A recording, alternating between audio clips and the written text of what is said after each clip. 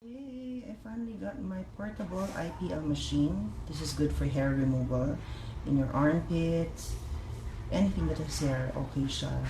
And what's nice about this machine is you can do it at home and easy, instruction lang. And then it comes with 3 heads. This one is what I'm talking about. This is for hair removal. And the other 2 is for skin rejuvenation, lifting and all. And this one is for like mga acne prone skin. Yan, laser niya. You can do it at home. Grabe how high-tech machines are. So I'm very happy.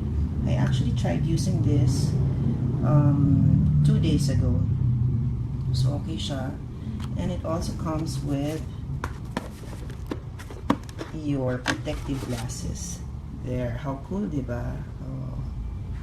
Hey, I finally got my... Hi guys! I'm about to do my own IPL. Yes, my own. You don't need a doctor or a nurse to do it. You can do it at home. It's so easy. First is of course, you have to turn on the machine.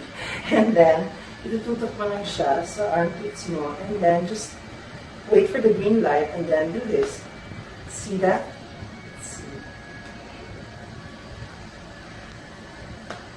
Easy, diba? So guys, go get your personal IPL machine. You can do it anytime, anywhere. It's so affordable. Only at Pinterest.